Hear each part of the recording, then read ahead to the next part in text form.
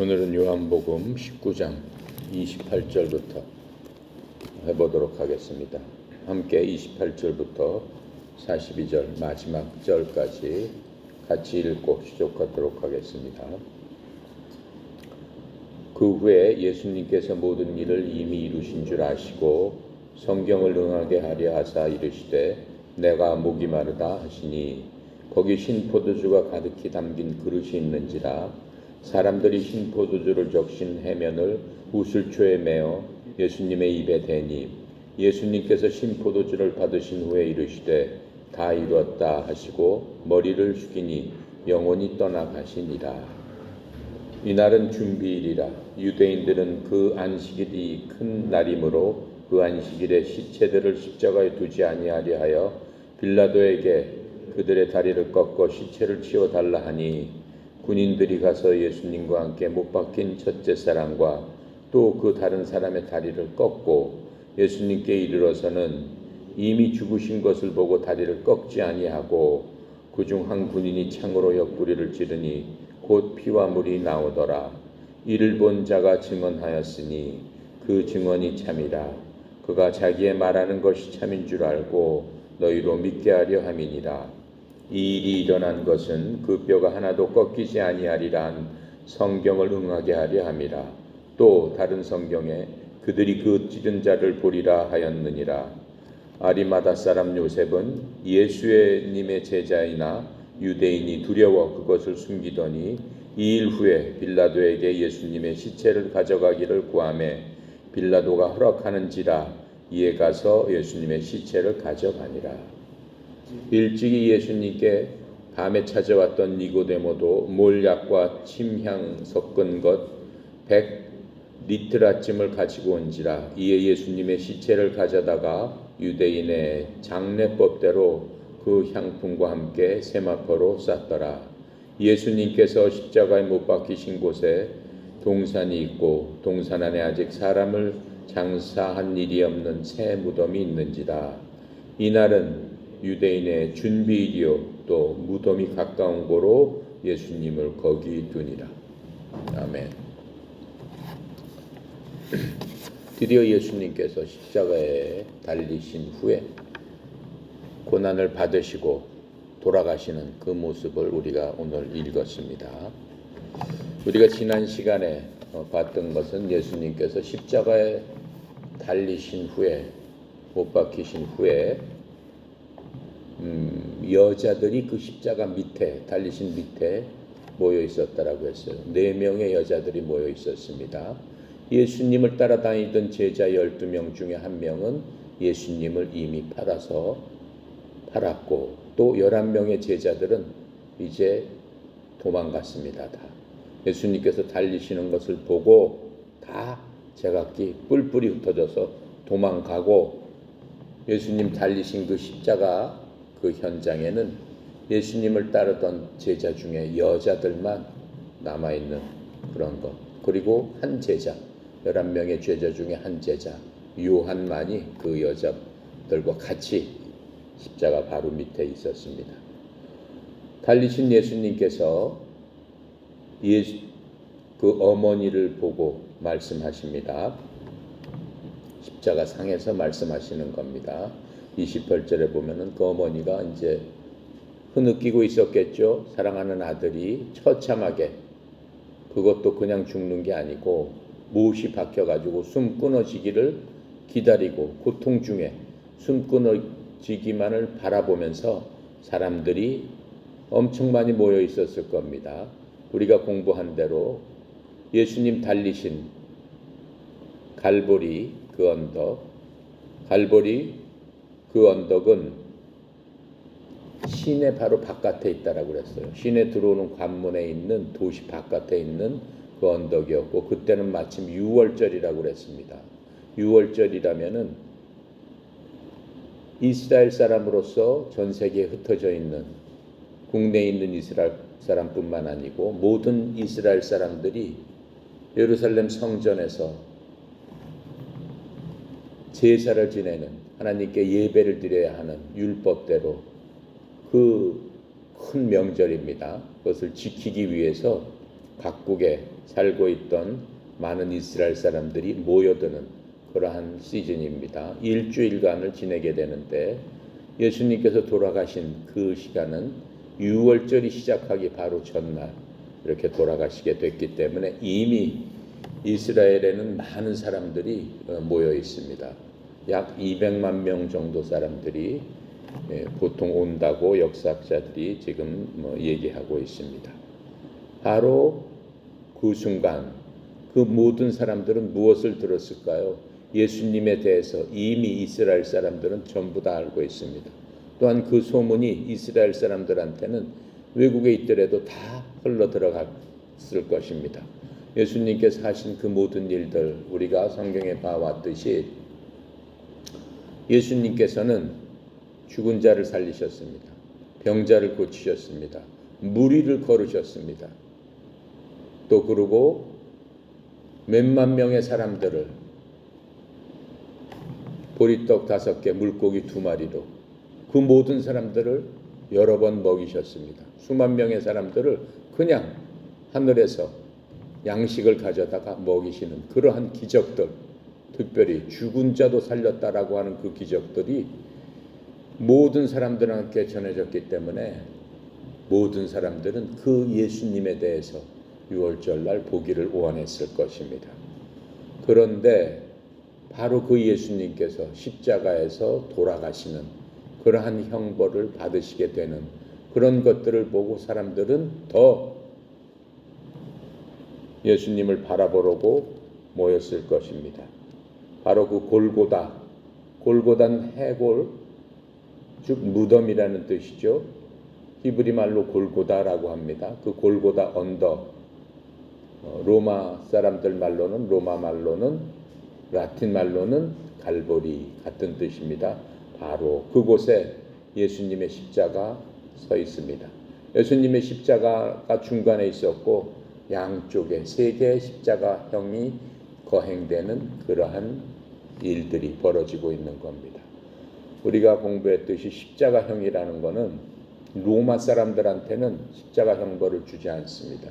십자가형은 이방인들, 즉 로마를 반역하는, 로마에 대항하는 반역자들에게 로마가 공포의 대상으로서 이렇게 반역을 저지르고 로마에 대항을 하면은 이런 식으로 공포를 주어서 사람들로 하여금 꼼짝 못하게 만드는 그러한 사형 도구입니다.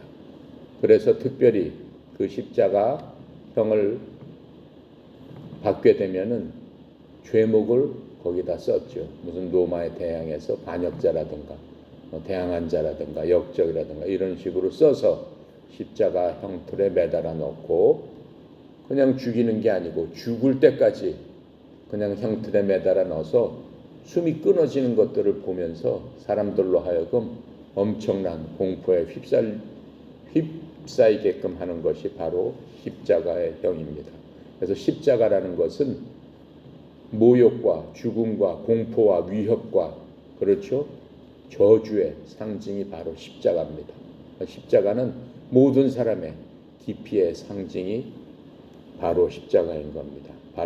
바로 그 십자가에서 예수님께서 못 박히신 후에 처음으로 말씀하신 게 십자가 밑에 있는 그 어머니 마리아, 자신을 육신으로 낳아준 마리아를 보면서 하시는 말씀입니다. 뭐라고 말씀하셨다고 그랬어요? 28절에 보면은 예수님께서 모든 일이 이미 이루어진 줄 아시고 성경을 응하게 하려 하사 이르시되 내가 목이 마르다 이렇게 말씀하시죠. 첫 번째 말씀은 목이 마르다 전에 어머니한테 한 얘기입니다. 여자여 보소서 아들이니이다 라고 이렇게 말씀하시죠. 그렇게 하면서 그 옆에 있는 제자 요한을 보면서 내 어머니다 이렇게 얘기를 해요. 요한은 제자들 중에서 사형당하지 않은 유일한 사람입니다. 모든 11명의 제자들은 결국은 십자가에서 죽거나 목이 잘려 죽거나 전부 비참하게 다 사형을 당합니다. 요한만 유배당해서 죽는 걸로 성경은 나와 있습니다. 그 요한은 굉장히 오래 살았어요. 지금 이 요한복음을 진 게 요한이가 90살 넘어서 진 거예요. 요한이가 마지막 진 책이 또 성경의 마지막 책이 우리가 지금 보고 있는 바로 이 요한복음입니다. 1절에 의하면은 예수님의 어머니를 자기가 어떻게 했어요? 어머니로서 예수님께서 부탁했으니까 모시고 살기 위해서 요한은 끝까지 죽지 않았다라고 얘기를 합니다. 근데 그게 뭐 정확한 건 아니겠지만 어쨌든 간에 요한은 다른 제자들에 비해서는 오래 살았습니다. 그리고 요한은 요한계시록 성경의 마지막 책이죠. 마지막에 있는 그 요한계시록을 바로 이 요한이가 같이 썼는데 반모섬에 유배 가서 썼습니다. 잡혀서. 그런데 그때도 그 어머니를 데리고 모시고 갔다라고 나와 있습니다. 그렇게 얘기를 하고 두 번째로 이제 예수님께서 28절에 내가 목이 마르다라고 말씀하십니다. 그런데 성경을 자세히 보면 예수님께서 모든 일이 이미 이루어진 줄 아시고 예수님의 십자가 위에서 달려서 계신 몸 상태가 우리가 이미 봐왔지만은 웬만한 사람 같으면 채찍질 맞고 거의 죽습니다. 몸에 뭐 뼈가 보이도록 등짝에 등뼈가 보이도록 그 살점이 떨어지도록 그렇게 맞았는데 뭐 거의 살 가망성이 없습니다. 근데 예수님께서는 어때요? 이제 모든 일이 이루어진 줄 아시고 십자가에서 아셨다고 그랬어요. 내가 이렇게 함으로써 성경 그 구약에 39권에 나와 있는 하나님의 사람들, 대언자들이 메시아가 오시면 어떤 일이 일어날 것이다 라고 하는 것들을 하나하나씩 이루어진 것들을 볼 수 있습니다. 그러한 것들이 이루어진 줄을 아시고 그 말씀은 예수님께서 십자가에 계시지만은 모든 것들이 예수님의 통제 안에서 예수님의 뜻 가운데서 그 모든 것들을 이루고 계신다라고 하는 겁니다. 예수님께서 정신이 없으셔서 거의 혼미한 상태가 아니다라고 말씀을 하고 있는 겁니다. 그리고 성경 기록을 성취하시려고 이르시되 내가 목이 마르다 이렇게 말씀하셨다라고 그랬습니다. 예수님께서 이 땅에 오신 것은 하나님 아버지의 뜻에 따라 순종하심으로써 하나님 때 예정대로 모든 일들을 하려고 이 땅에 오신 겁니다. 그렇게 일을 함으로써 그 일을 이루시는 것이 아버지께 영광을 드리는 일이다라고 분명하게 말씀하고 계십니다. 예수님께서는 십자가의 형에 처해 있는 죄수들에게 그 주어지는 고통의 음료를 거절하십니다. 내가 목이 마르다라고 하니까는 그 고통의 음료를 주는 것들을 우리가 볼 수 있습니다. 29절에 거기 신포도가 가득히 담긴 그릇이 있는지라 사람들이 신포도를 적신 해면을 웃을 쬐며 예수님의 입에 대니 이렇게 써 있어요. 그리고 30절에 예수님께서 신포도주를 받으신 후에 이르시되 다 이루었다 하고 머리를 숙이고 영원히 떠나가시느니라 이렇게 말씀하고 성경은 이렇게 지금 말씀하고 있습니다. 마태복음 27장 34절에 보면은 그들이 쓸개를 섞은 식초를 그분께 주어 마시게 하였더니 그분께서 그것을 맛보시고 마시려 하지 아니하시더라. 예수님께서는 신포도주를 마시지 않으셨어요. 쓸개를 탄 포도주를 마시지 않으셨어요. 왜 마시지 않으셨어요? 예수님께서는 이 땅에 오셔서 한 번도 알코올을 입에 대신 적이 없습니다. 우리 성경의 가나안 혼인잔치에서 이 요한복음 2장에 예수님께서 맨 처음에 기적을 이루신 게 가나 혼인잔치입니다. 어머니 마리아와 함께 가나 혼인잔치에 가셔서 어떻게 했다라고 그랬어요. 6개 돌 항아리 큰 게 있었는데 그 포도주를 다 먹으니까 예수님한테 와서 포도주가 없다고 한다. 얘야. 그랬더니 예수님께서 그게 나하고 무슨 상관입니까? 이렇게 말씀하시지만 결국은 물을 갖다 부어라라고 해서 그 물이 포도주로 변했다라고 우리가 들고 있는 성경에 써 있습니다. 그럼 포도주가 아닙니다. 포도즙입니다. 포도주가 아니고 성경이 잘못 해석을 한 겁니다. 와인을 포도주로 해석을 한 겁니다. 와인의 정확한 뜻은 원래 옥스포드 영어 사전에 보면 예수님의 있던 2000년 전 시대 때 와인 하면은 포도주를 얘기하는 게 아니고 포도즙을 한 것으로 옥스포드 사전에 나와 있습니다. 그러니까는 실제적으로는 예수님께서는 살아계시는 동안 절대로 알코올을 드신 적이 없습니다. 자, 그런데 이 쓸개에서는 어떻게 했어요? 포도주를 쓸개즙이 뭐예요? 그게 말하자면은 마약 같은 거죠. 고통을 잊게 해주는 그걸 갖다 적셔서 고통 마비시키려고 이렇게 하라고 그랬는데 안 드신 거예요. 돌아가시면서까지도 알코올을 입에 대시지 않으신 것을 우리가 볼 수 있습니다. 그러면서 성경 기록에 성취하려고 내가 목이 마르다라고 성경 기록을 성취하시기 위해서 이 말씀을 하셨다라고 했는데 성경 기록은 어디서? 시편 69편 21절 예수님이 돌아가시기 몇 년 전? 1000년 전에 다윗이 시편에다가 예수님께서 십자가에서 메시아가 오시면은 십자가에서 목이 마르다라는 말씀을 하실 것이다라고 써놓은 규절을 성취를 하셨다라고 하는 겁니다. 의도적으로 성경 기록이 맞아야 되니까 본인이 메시아임을 증명을 해줘야 되니까 그 기록은 시편 69편 21절에 있습니다. 그들이 또한 쓸개즙을 나의 먹을 것으로 주며 내가 목이 마를 때에 내게 식초를 주었다 이렇게 써 있습니다. 바로 그것을 예수님께서 십자가에서 이루시는 그 말씀을 하고 계시는 겁니다.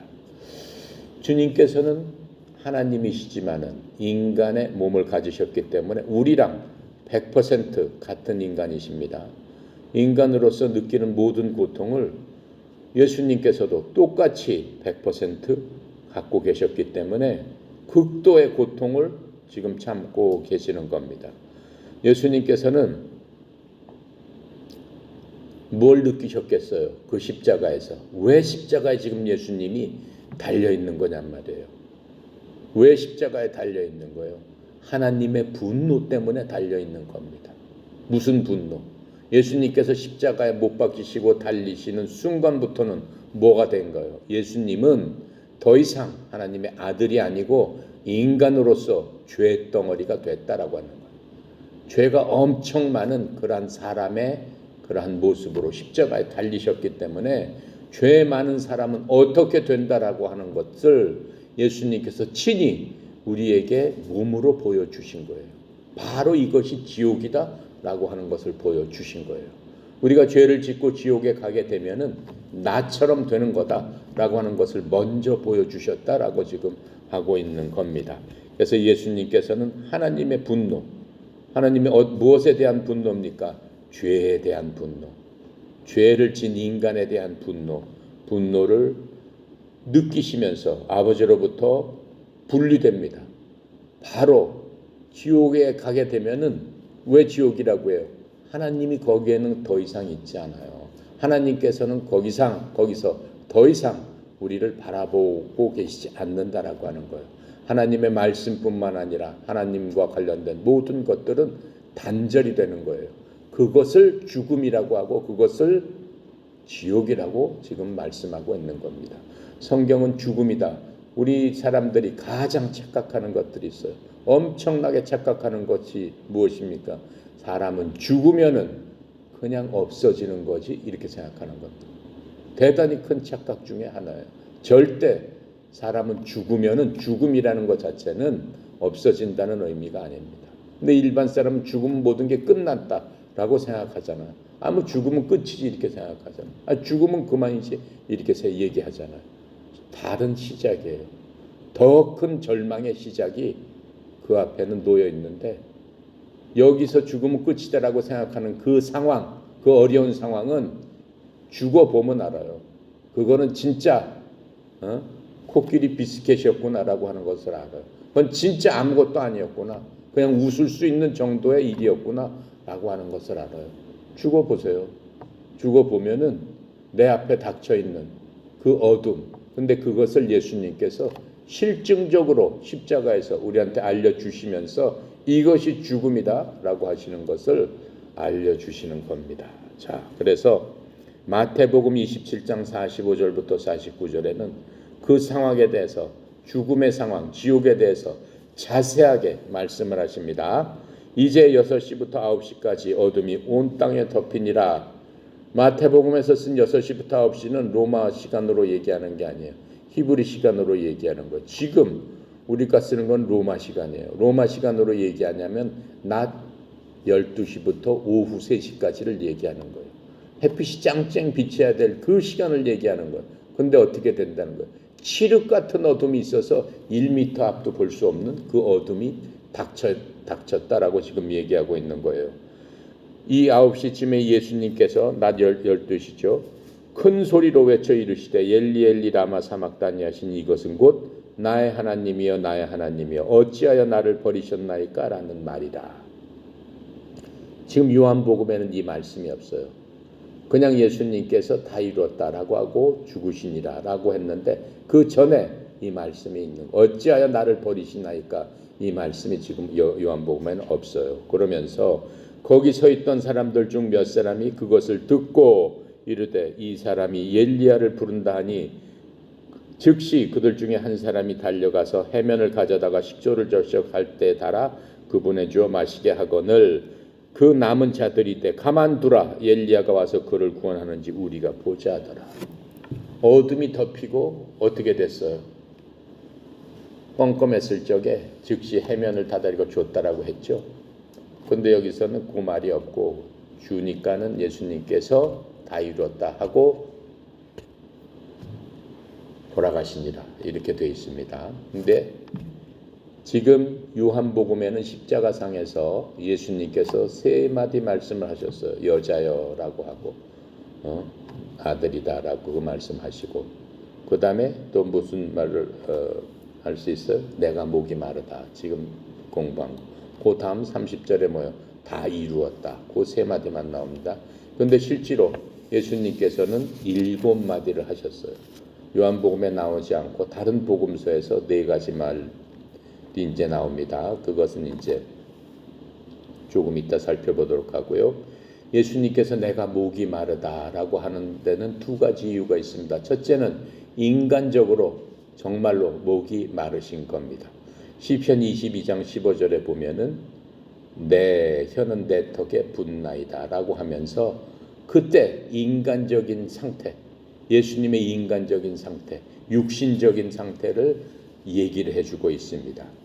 그리고 영적인 상태가 또 있어요. 내가 목이 마르다. 왜 그래요? 지금 이 순간에는 하나님께서 외면하셨어요. 3시간 동안 하나님께서 전혀 십자가에 달리신 이후로 하나님께서 예수님을 뭐로 보신 거예요? 죄덩어리로 보신 거예요.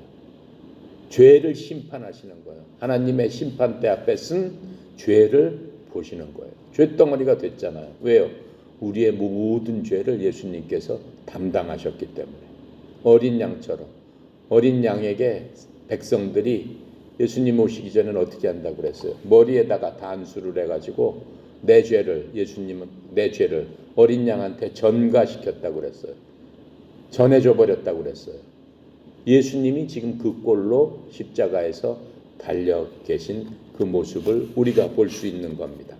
그래서 예수님께서는 목이 마른 이유가 육신적인 것뿐만 아니라 영적으로도 목이 마른데 그 목이 마른 이유가 시편 42편 1절부터 2절에 영적인 목마름에 대해서 설명을 해주고 계세요. 오 하나님이여 사슴이 시냇물을 찾기에 갈급한 같이 내 혼이 주를 찾기에 갈급하나이다. 내 혼이 하나님 곧 살아계신 하나님을 찾기에 목이 타니 내가 어느 때에 가서 하나님 앞에 보이리요. 무슨 얘기예요? 그 순간은 예수님 앞에 하나님이 안 계신 거예요. 하나님의 아들이시고 하나님이었지만 인간 자체로 오신 그 모습으로 사람들한테 보여주시면서 죄덩어리가 돼가지고 죄로서 하나님 앞에 심판받는데 하나님의 진노가 어떻게 해요? 하늘을 찌를 듯 했더라라고 하는 거예요. 하나님의 진노 가운데서 3시간 동안 어땠다고 그랬어요? 하늘이 모두 깜깜해졌다라고 했어요. 그렇죠? 깜깜해지면서 공포와 외로움과 무서움과 그 모든 것들이 주님 앞에 임한 그겁니다. 자, 바로 그것이 지옥이다라고 지금 얘기를 하고 있는 겁니다. 자, 이제 식초 가득 담긴 그릇을 해면을 찍어 우슬초에 담아 예수님의 입에 댑니다. 누가 그랬다고 그랬어요? 군인 한 명이 봤을 적에 불쌍했겠죠. 그래서 예수님의 입에 댔는데 예수님은 어떻게 해요? 그걸 드시지 않습니다. 시편 69편에 그 얘기가 있어요. 예언이 있어요. 시편 69편 21절에 보면 그들이 또한 쓸개즙을 나의 먹을 것으로 주며 내가 목마를 때 내게 식초를 주어 마시게 하였나이다. 라고 시편 69편 21절에 요한복음 지금 28절 29절에 봐온 내용을 시편에서 1000년 전에 다윗이 적어놓고 있습니다. 그래서 성경의 모든 기록을 예수님께 응하게 하려고 했는데 예수님께서 그 성경 기록대로 그대로 지금 응하게 하고 있는 것들을 우리가 알 수 있습니다. 시편 69편에는 요한복음에 나와 있는 많은 이야기들이 이미 나와 있습니다. 시편 요한복음 15장 25절 뭐라고 나와 있냐면은 그러나 이것이 일어나는 것은 그들의 율법에 기록된 바 그들이 까닭없이 나를 미워한나이다 한 말씀을 성취되게 하려 합니다. 그것도 시편 69편에 4절에 똑같이 써 있습니다. 까닭없이 나를 미워하는 자들이 내 머리털보다 더 많으며 부동하게 나의 원수가 되어 나를 멸하려는 자가 강함으로 이에 내가 빼앗지 아니한 것을 되돌려 주었나이다 라고 하면서 예수님의 그 상태가 시편 69편에 지금 나와 있는 것들을 알 수 있습니다. 자, 그렇게 하고 30절에 이제 예수님께서 식초를 받으신 후에 다 이루었다 하시고 머리를 숙이신 후 숨을 거두십니다. 돌아가시는 그 모습을 볼 수 있습니다. 근데 마지막에 왜 다 이루었다라고 하셨을까요? 무엇을 다 이루었다라고 하는 겁니까? 영어로는 it is finished 이렇게 돼 있어요. it is finished. 현재 완료형으로 돼 있습니다. 모든 것을 끝마쳤다. finish. it is finished. 그 무슨 뜻이에요? 예를 들어서 무슨 하인이 너 이거 해 했을 적에 그 주인한테 가서 이제 이 일을 다 마쳤습니다. 했을 적에 it is finished. 이렇게 얘기를 하는 거죠. 그렇죠?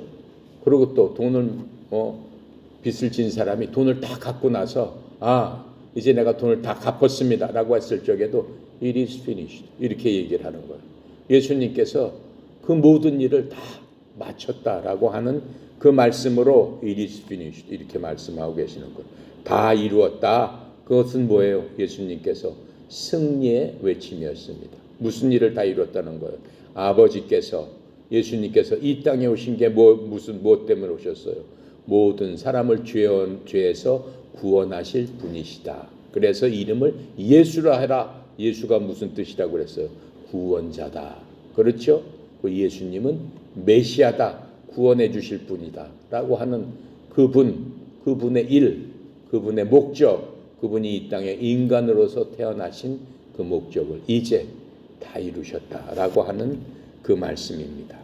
또한 예수님의 인간으로서의 고통도 이제 끝나셨습니다. 죽음으로 말미암아 육신의 고통을 끝내는 바로 그 순간입니다. 자, 우리가 구약의 예언을 많이 살펴봤습니다. 그래서 구약의 예언도 모두가 성취되는 순간입니다. 메시아가 오면 무슨 일이 일어나리라. 그 모든 것들을 예수님께 오셔서 그대로 성취해 주셨어요.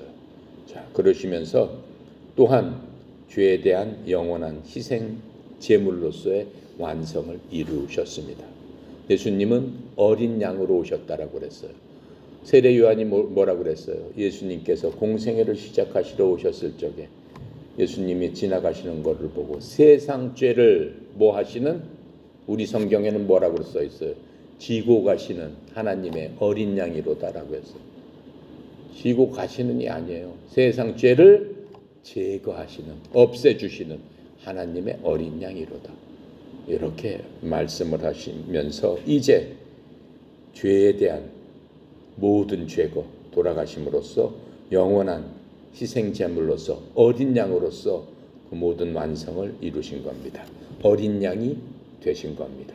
또 십자가로 말미암아 우리는 구약에서 죄 없는 양을 통한 속죄 헌물에 대한 예식과 예언에 대해서 그것이 무엇이었던가라고 하는 것들을 진정으로 깨닫게 되는 순간입니다.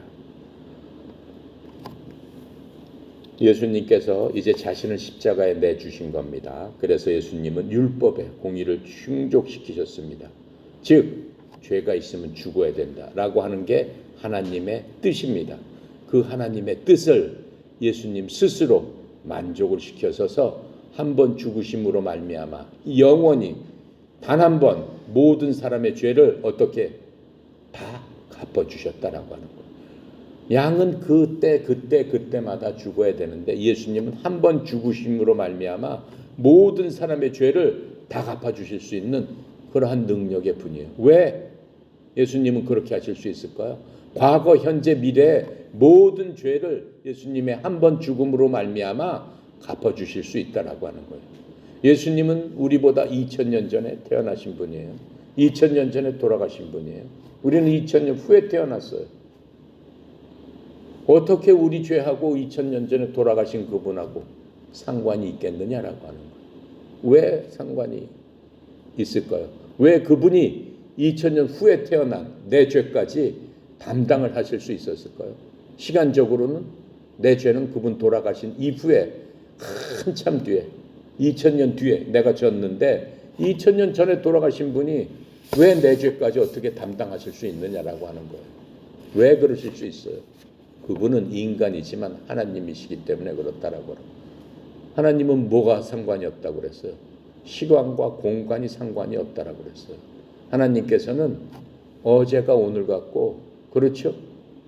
오늘이 내일 같고, 하나님께서는 시간하고는 관계가 없으신 분이다라고 말씀하고 계시는 거예요. 그러니까는 2000년 전에 우리 인간의 생각으로는 2000년 전에 돌아가신 그분의 피의 공로가 언제? 지금 현재도 우리한테 적용할 수 있는 유일한 분이시다라고 하는 거예요. 그렇죠? 그냥 보통 사람이면 그게 가능해요? 안 가능한 거죠.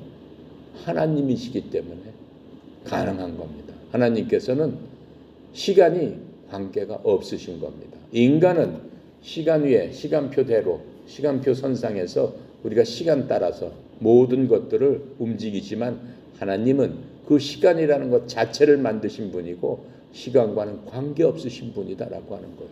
그래서 하나님께서 한 번 말씀하신 것은 영원 무궁토록 변함이 없으신 거다라고 하는 거예요. 시간과 관계없기 때문에 그렇습니다. 자, 그래서 이제 율법의 공의를 완전히 마치시고 예수님께서 우리의 빚을 완전히 갚아주셨다라고 하는 거예요. 죄값을 즉 완전히 치러주셨다라고 말씀하시는 겁니다. 구약은 어때요?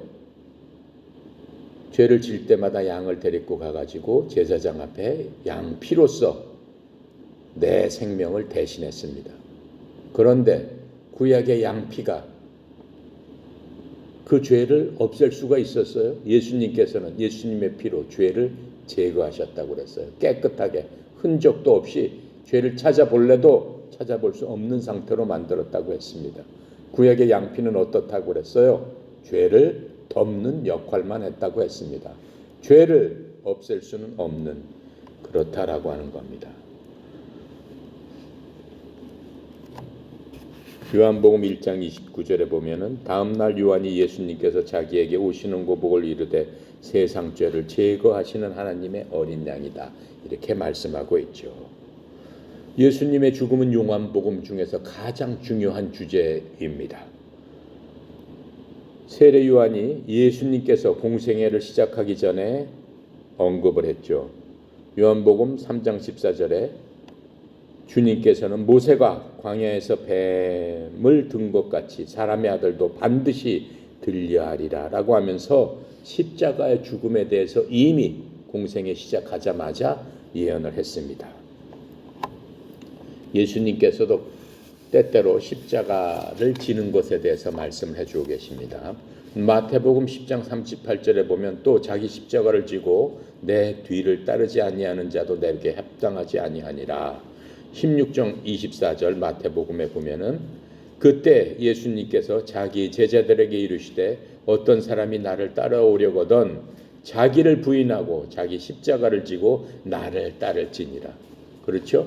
그래서 마태복음에서 이렇게 두 번이나 십자가를 지고 따르라라고 하면서 십자가에서 언급을 하고 계십니다. 예수님께서는 베드로의 믿음의 고백 후에 자신이 죽임 당할 것을 또 말씀해 주셨습니다. 베드로의 믿음의 고백은 마태복음 16장 20절에 나오죠. 16장 21절에 그때부터 예수님께서 자기가 반드시 예루살렘으로 가서 장로들과 수제사장들과 서기관들에게 많은 일들로 고난을 당하고 죽임을 당하며 셋째 날에 다시 일으켜질 것을 자기 제자들에게 보이기 시작하시니라 이렇게 말씀하고 계십니다.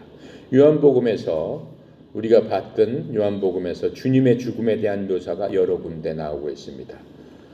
요한복음 1장 29절에 양의 죽음에 대해서 말씀하세요. 다음 날 요한이 예수님께서 자기에게 오시는 것을 보고 이르되 세상 죄를 제거하시는 하나님의 어린 양이다 이렇게 말씀하시고 또 요한복음 2장 19절 성전의 파괴를 가리키시면서 자신의 죽음을 얘기하세요. 예수님께서 그들에게 대답하여 이르시되 이 성전을 헐라 사흘 안에 내가 이것들을 세우리라 하시니 성전을 헐라라는 말은 무슨 뜻이에요? 자기가 죽고 사흘 안 후에 부활함을 나타내시는 거다라고 성경은 설명해 주고 있습니다. 또 요한복음 3장 14절에 보면은 뱀이 공중에 달린 것들을 얘기하고 있어요. 모세가 광야에서 뱀을 든 것 같이 사람의 아들도 반드시 들려야 하리니 이렇게 얘기하고 있어요. 그건 무슨 뜻이냐면은 광야에서 사람들이 예수님께서 그렇게 이집트에서 나온 그 이스라엘 사람들을 먹이고 모든 것들을 보호하셨지만은 하나님을 어떻게 불평을 합니다. 하나님께서 불뱀을 통해서 불평하는 자들을 물게 합니다.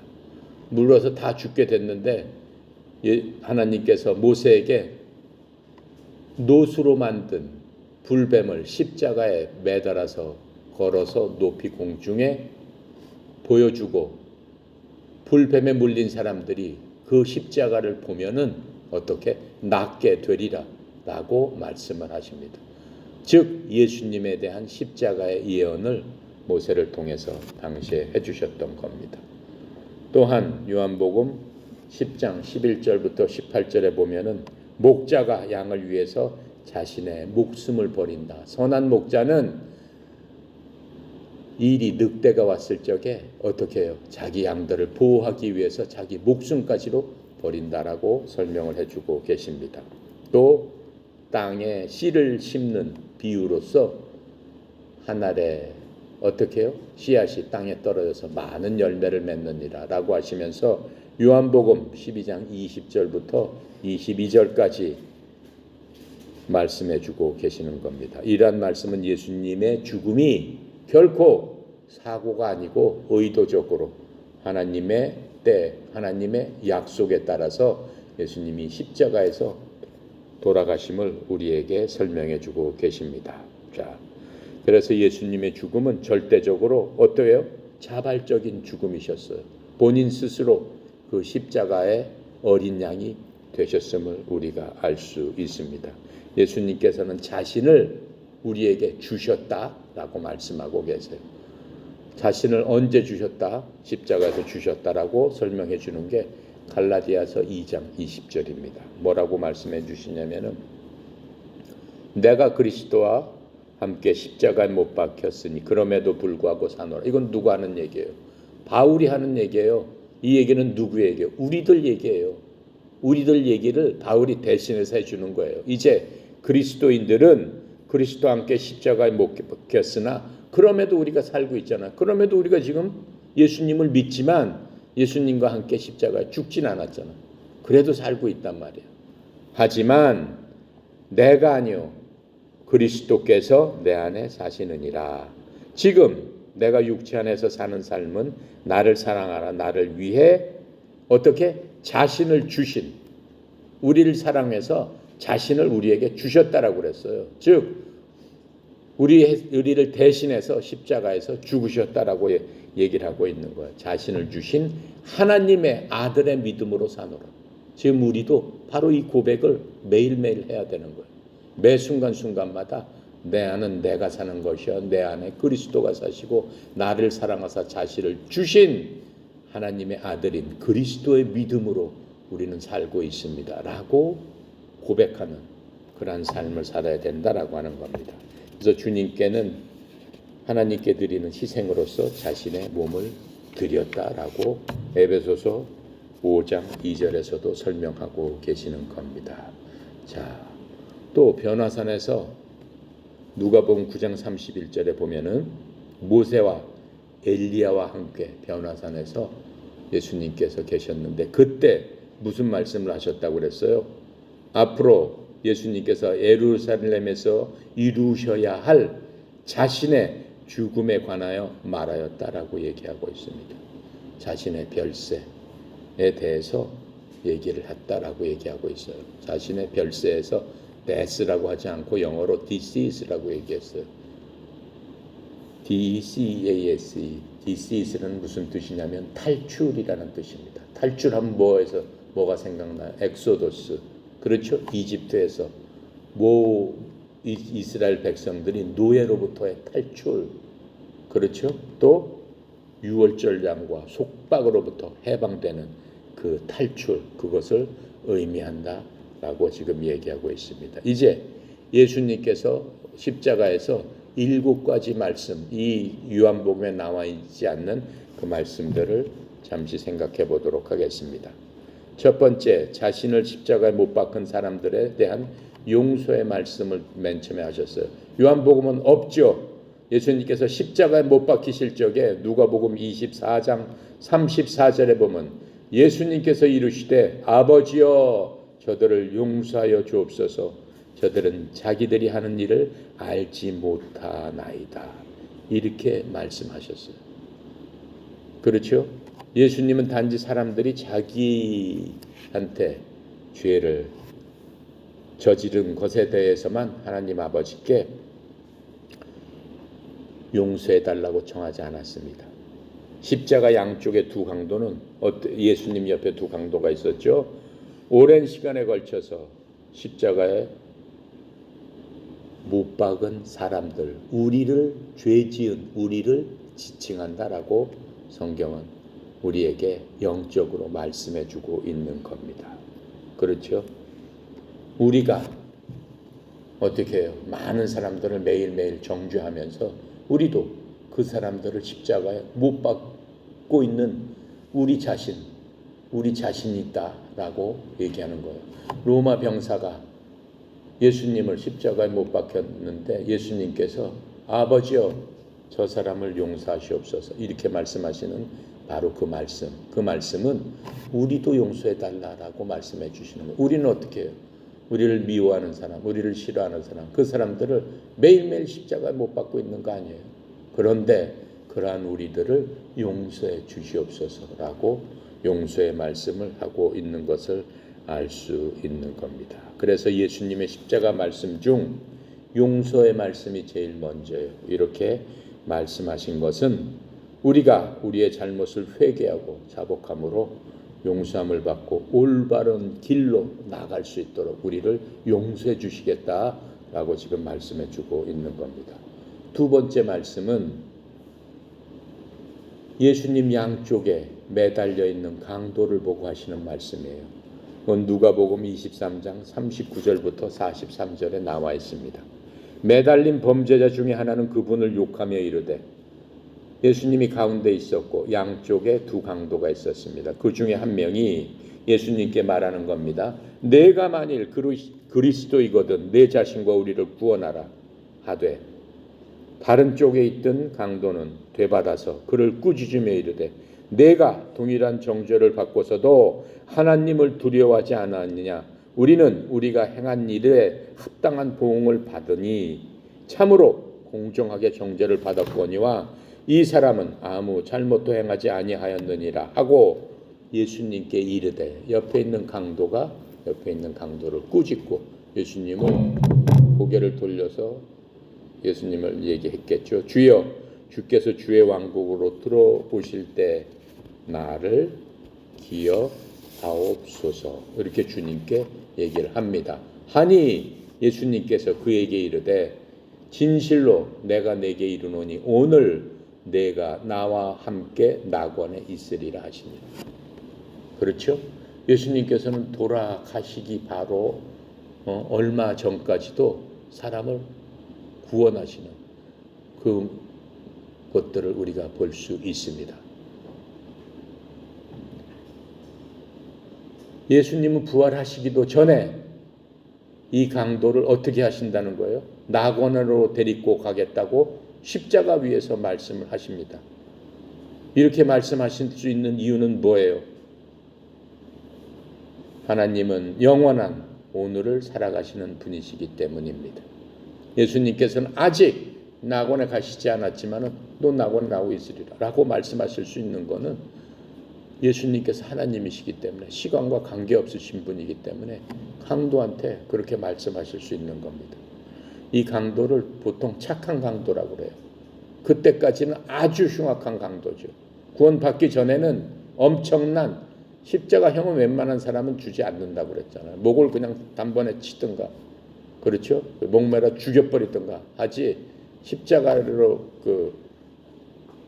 하게 되는 사람은 아주 흉악한 그러한 사람만 되는데, 이 착한 강도는 역사상 어떤 사람이에요? 가장 큰 성공을 거둔 사람이에요. 바로 죽기 몇 초 전에 어떻게 해요? 모든 죄 씻음을 받고 모든 죄가 제거되었고 자기에 덮여져 있는 모든 것들, 지금 육신은 죽지만은 이 사람은 영원히 사는 그러한 성공한 사람이 됐다라고 하는 거예요. 그렇죠? 이 사람은 주님께서 너 오늘 낙원에 가리라 했는데 무슨 대가를 지불한 게 뭐가 있습니까? 선한 일을 했습니까? 아니요. 악한 일만 했죠. 사람을 죽이고 때리고 훔치고 도둑질하고. 그렇죠? 로마법에서 하지 말라는 것들은 다 한 사람이죠. 그렇게 악한 사람이 어떻게 해요? 이제 그 모든 것을 떨쳐버리고 천국에 간다고 하잖아요. 엄청난 성공을 한 사람이죠. 그런데 이 사람이 그렇게 성공할 수 있었던 것은 무슨 이유입니까? 단지 예수님을 자신에게 주어진 선물로서 받아들인 것밖에 없다라고 하는 겁니다. 우리에게 말씀하시는 것은 뭐예요? 너희들도 예수님을 받아들이면 천국 간다라고 하는 거예요. 예수님께서 우리를 위해서 십자가에서 돌아가시면서 강도한테 그 선물을 주셨는데, 우리도 예수님을 믿기만 하면은 천국 간다라고 하는 것들을 보여주고 계시는 겁니다. 강도한테 요구했던 게 아무것도 없어요. 강도가 무슨 교회를 갔겠어요? 무슨 헌금을 했겠어요? 다른 사람을 도와주기를 했겠어요? 가난한 사람을 위해서 좋은 일을 했겠어요? 고아를 위해서 무엇을 했겠어요? 오히려 그런 사람들을 억압하고 뺏는 일만 했는데도 불구하고 하나님께서는 강도를 구원해 주시는 그 모습, 그것을 통해서 우리가 구원을 받는 것이 무엇인가를 단번에 알려주고 계시는 겁니다. 자, 세 번째로 예수님의 어머니에 대해서 얘기를 합니다. 그것은 우리가 이미 요한복음 19장 26절 27절에서 살펴봤습니다. 그게 세계에 대해서 얘기한 것, 즉 인간관계에 대해서 말씀하신 겁니다. 네 번째는 마가복음 27장 46절, 우리가 조금 전에 읽었던 겁니다. 9시쯤 예수님께서 큰 소리로 외쳐 이르되 엘리 엘리 라마 사막다니 나의 하나님 어찌하여 나를 버리시나이까. 우리가 읽어봤죠.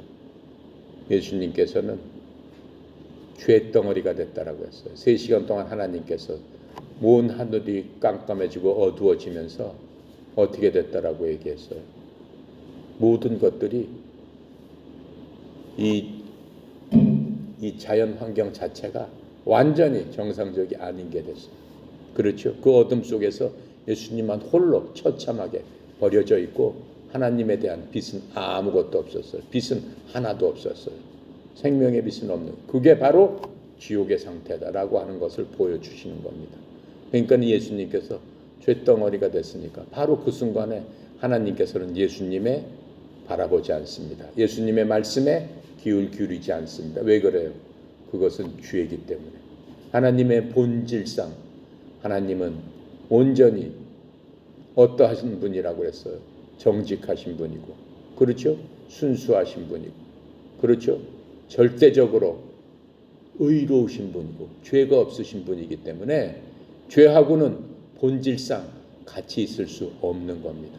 하나님이 떠난 순간은 그렇게 짙은 어둠 속에서 홀로 외롭게 고통 속에서 소리 지르면서 하나님을 찾지만 하나님은 절대로 들으시지도 않고 들으실 수도 없는 분입니다. 그게 지옥입니다. 예수를 안 믿고 죽게 되면 바로 그 상태대로 간다라고 하는 것을 예수님께서 실증적으로 우리들한테 성경을 통해서 말씀하고 계시는 겁니다. 자, 그래서 예수님께서는 앞에 3마디로서 용서하고, 그렇죠? 행복하고, 또 뭐라 그랬어요? 낙원에 가니까 행복한 거죠. 또 어떻게? 어머니 친교, 그렇죠? 그것들을 우리에게 보여주신 겁니다. 그래서 하나님의 아들이 세상 죄를 지고 이제 인류를 위해서 하나님의 진노를 맛보는 동안에 하나님께서는 십자가를 가리고 계셨습니다. 십자가에 대해서 전혀 관심을 두고 계시지 않았습니다. 하나님 아버지께서는 자신의 아들을 버리시는 비밀을 우리가 헤아려 알기에는 너무나 깊은 진리가 그 안에 있는 겁니다. 자, 그렇게 하고 이제 마지막 세계는 예수님의 자신의 몸에 대해서 말씀하신 겁니다. 요한복음에 우리가 금방 했죠. 내가 목마르다. 그렇죠? 육신적으로 이미 설명했습니다. 영적으로 육신적으로 내가 목마르다. 그렇죠?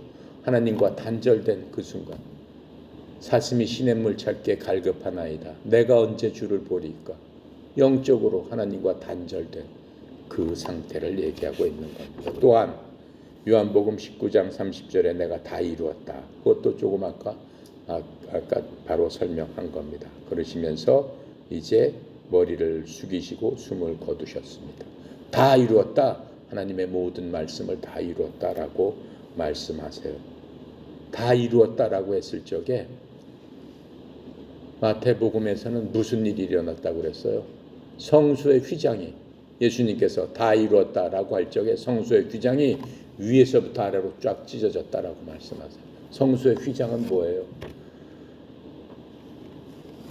예루살렘 성전은 어떻게 돼 있다고 그랬어요? 성소, 지성소 4단계로 돼 있다라고 했죠. 이방인의 뜰, 그렇죠?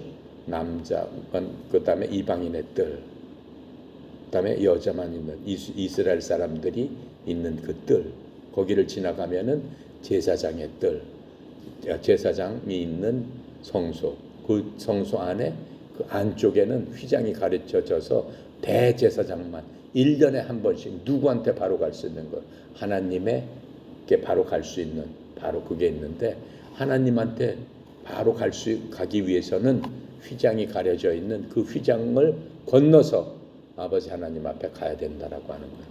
근데 휘장에 들어갈 수 있는 사람은 누구예요?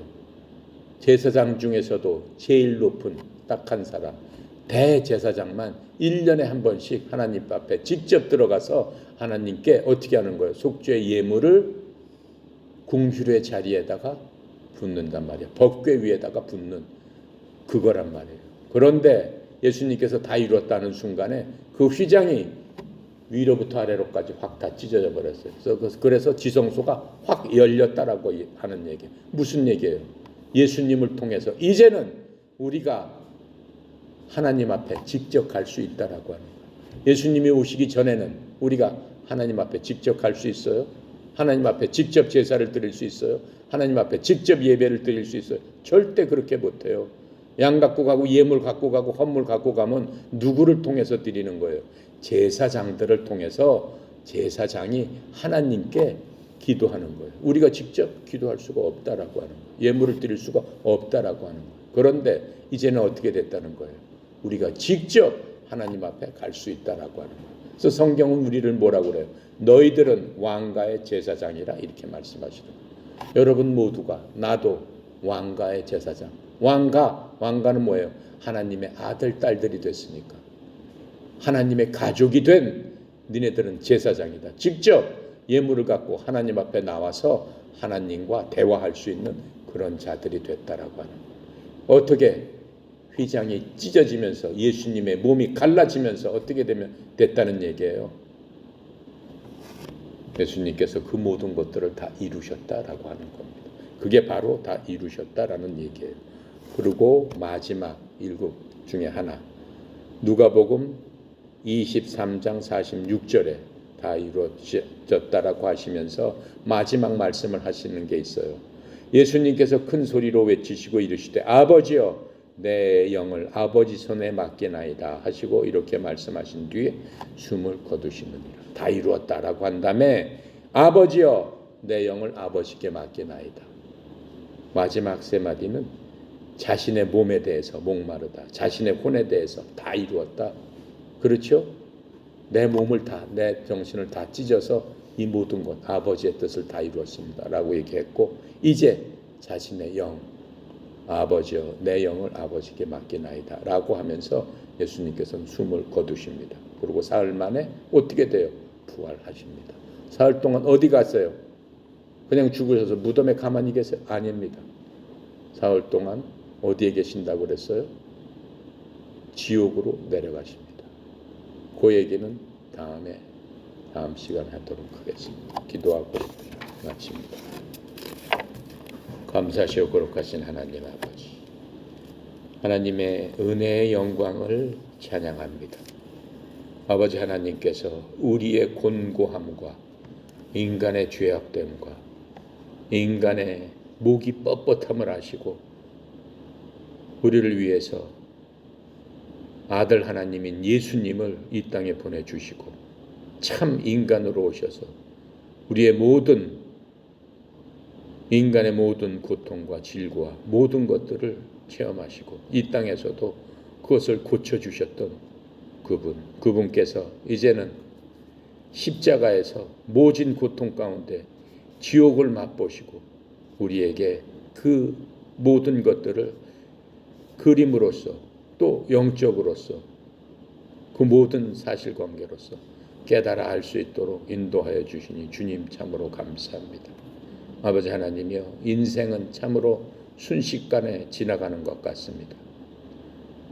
우리가 이곳에서 왔다가 이곳에서 가는 모든 것들 주님께서는 알고 계시고 우리의 모든 것들을 주관하고 계시는 그 주님께서 우리로 하여금 깨달아 알게 하기 위해서 이렇게 구체적으로 십자가에서 고통당하시며 지옥은 어떤 것이다 라고 하는 것도 알려주시고 구원은 무엇이다 라고 하는 것도 알려주시고 또 우리에게 이제 내가 다 이루었으므로 말미암아 나를 밟고 내게로 나와라 라고 하신 그 모든 것들을 이루셨사오니 아버지 하나님이여, 저희들 미련하고 부족하여 그 예수님의 말씀을 깨닫지 못하는 자가 하나도 없게 하여 주시옵시고 예수님의 놀라우신 은혜 가운데 감사와 감격으로 하나님 앞에 무릎 꿇고 하나님의 참 자녀로서 하나님의 참 제자로서